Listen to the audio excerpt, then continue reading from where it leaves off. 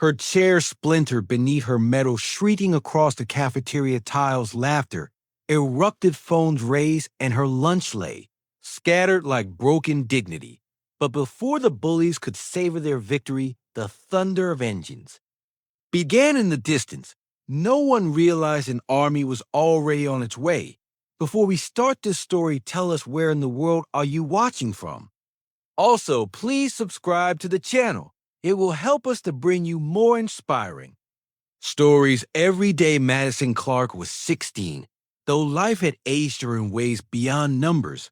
Born with cerebral palsy, her world had always been measured in wheels and limits, yet behind her bright eyes hid a stubborn streak of refusal to let pity define her. Every morning, she rode into Ridgeway High with her books stacked neatly and her chin slightly lifted.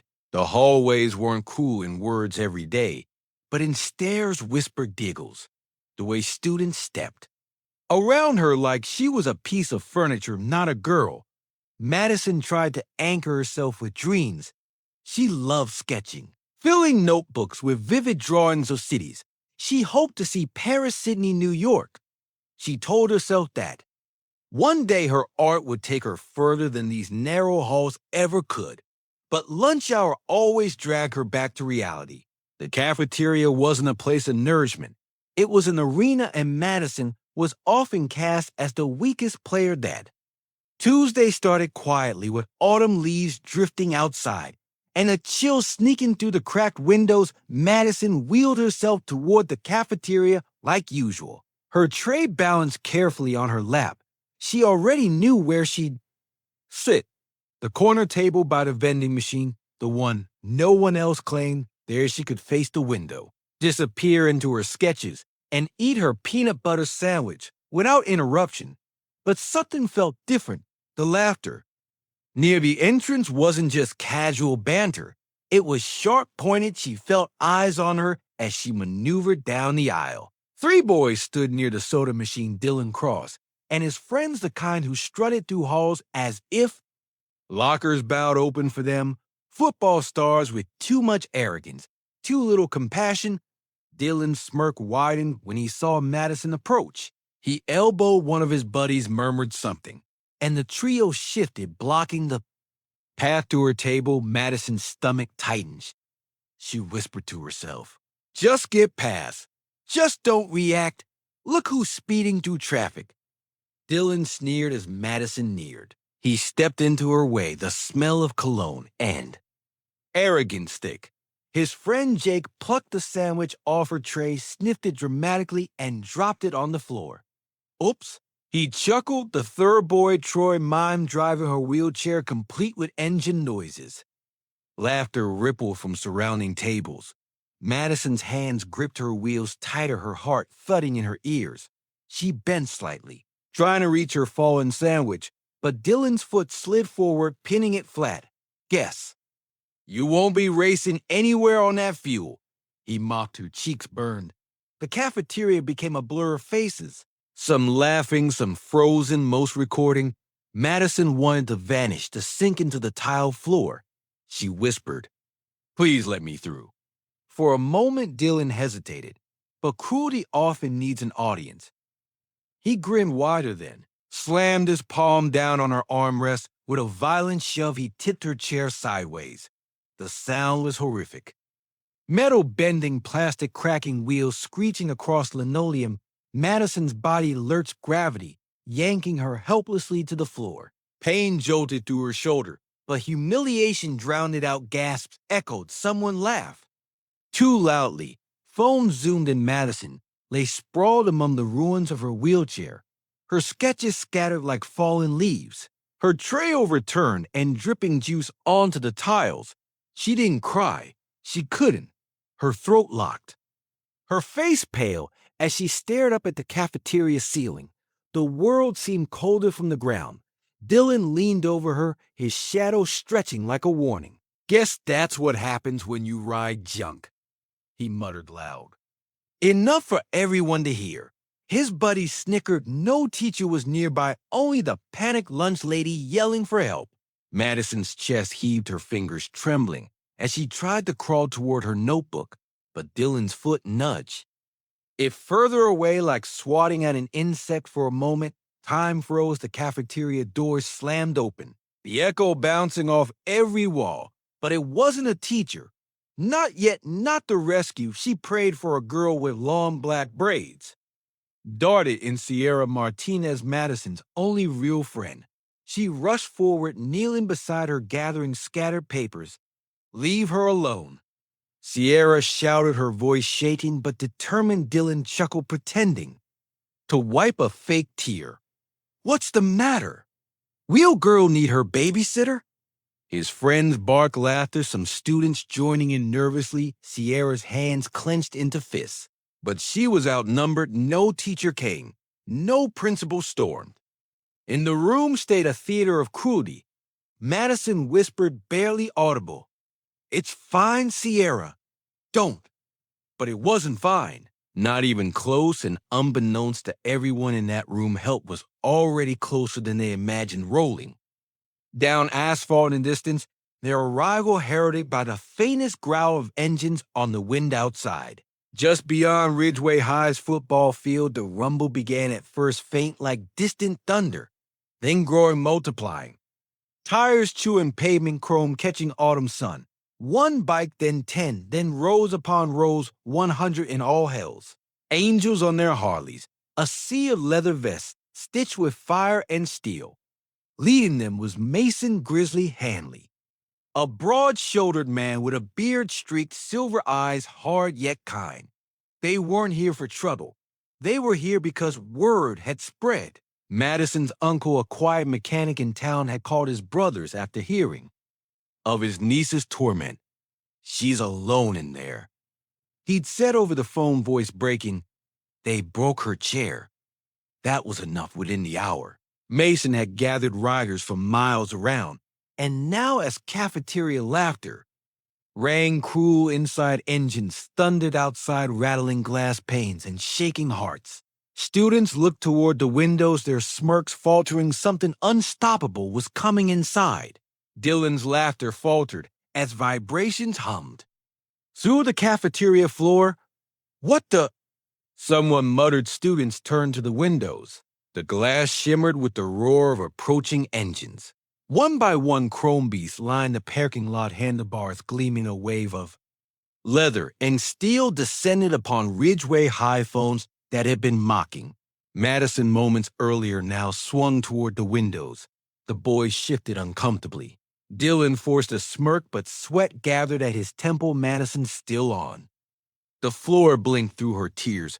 Confusion washed over her. Then hope. Sierra squeezed her hand. "Do you hear that?" she whispered. The cafeteria doors creaked again. This time the silence was deafening, and when the first rider stepped through, Mason towering in his cut boots, heavy against the tiles, the entire room stilled. He scanned the chaos, his eyes found Madison on the ground, and his jaw tightened. Mason didn't shout. He didn't need to. He strode across the cafeteria with the weight of thunder itself, students parting like waves behind him. Other bikers followed, their presence filling the room with raw authority. Dylan froze, his bravado draining. Mason crouched beside Madison, his large hands surprisingly gentle as he brushed hair from her forehead. "You okay, sweetheart?" he asked softly. Madison's lip trembled. "They broke it," she whispered. Her gaze flicked to the ruins of her chair. Mason's throat bobbed. He rose, towering over Dylan. "This you?" he asked, voice low, deadly calm. Dylan stammered.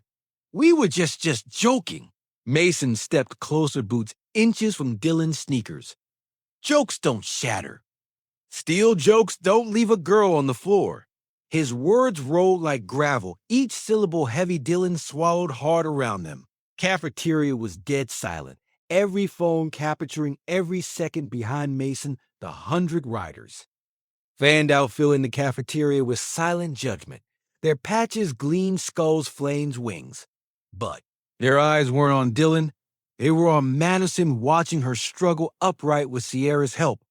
One rider bent down, lifting her gently as if she weighed nothing.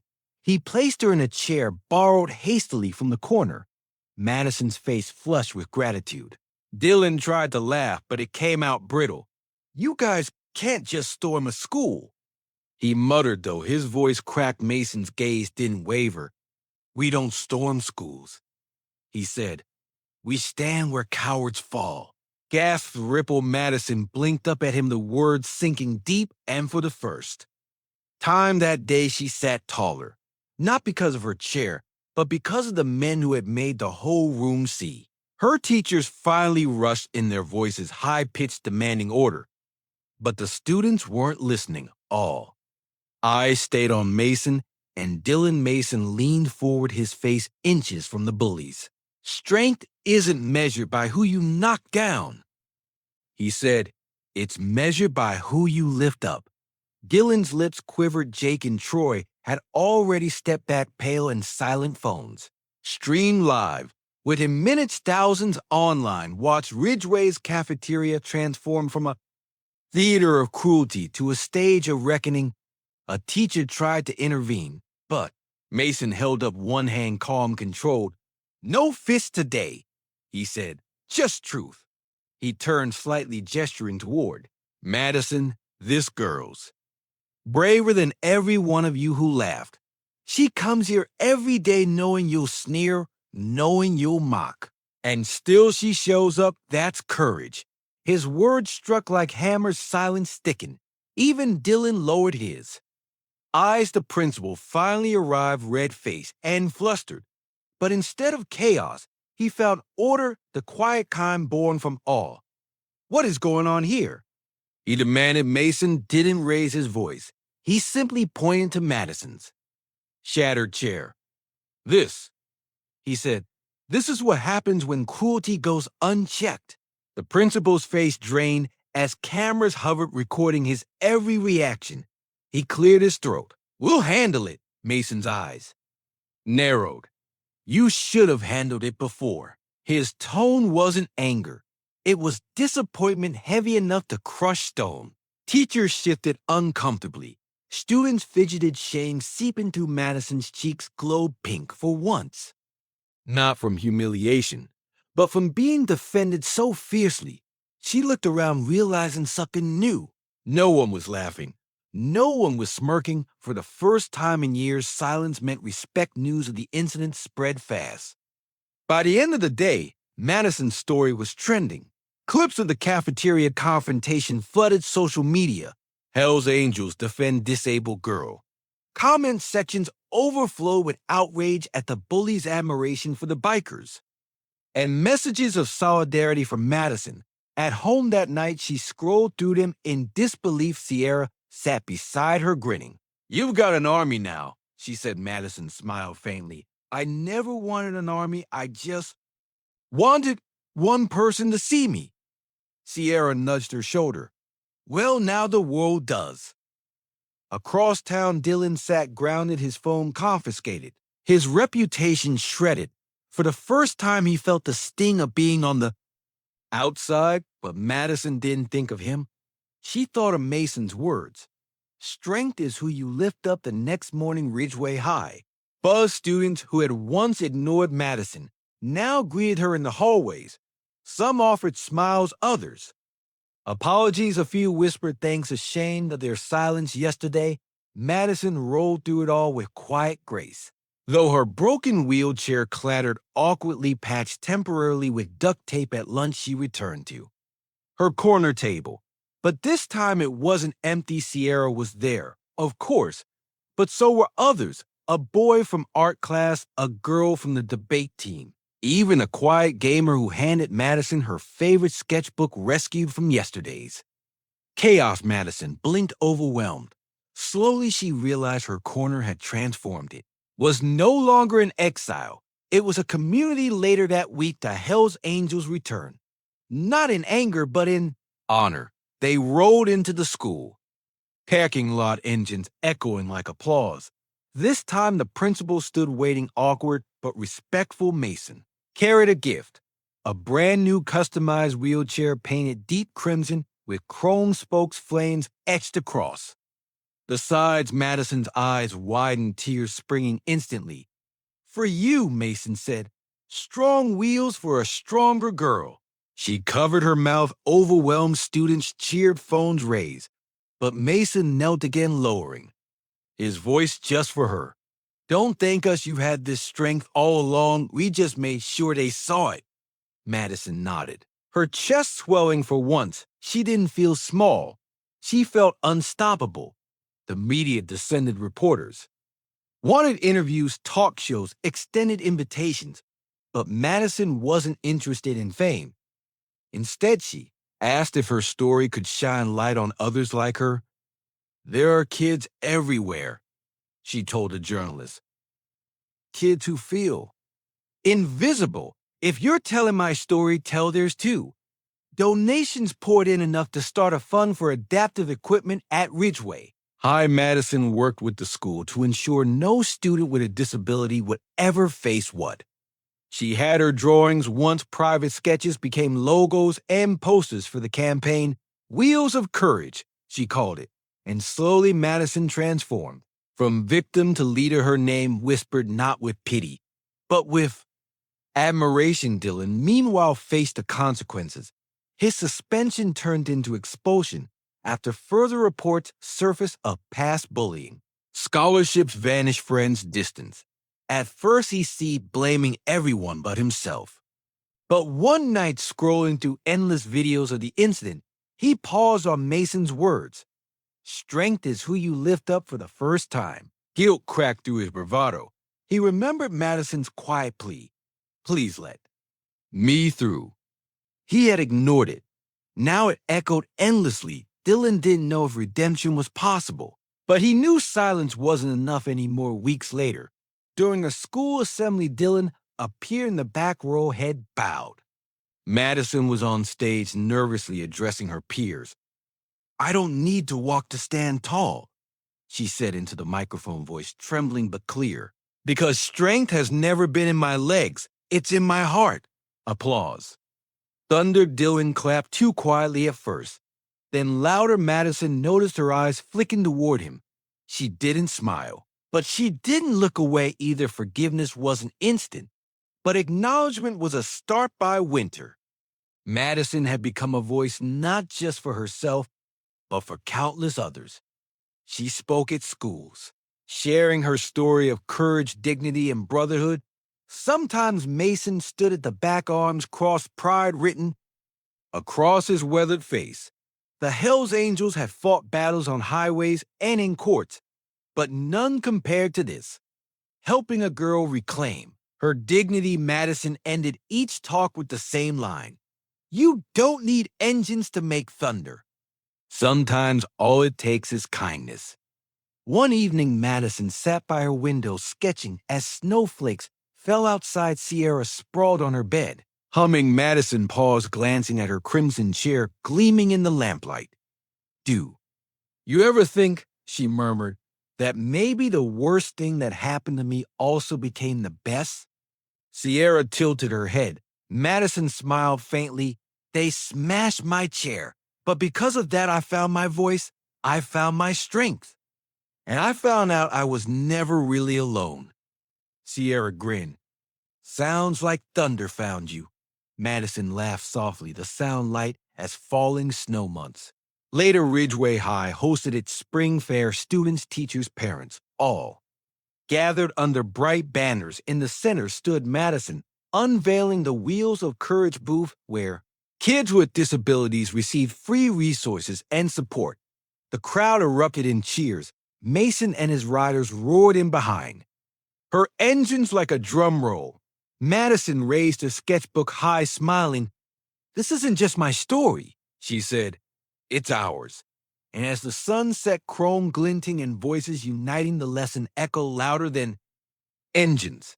True strength isn't in fists or fear, it's in lifting each other higher. Madison's broken chair became the spark for something bigger. A movement of courage, kindness, and thunder that shook a school and inspired the world. If her story moved you, like this video, subscribe, and press the bell icon, because together we can make sure no one stands alone.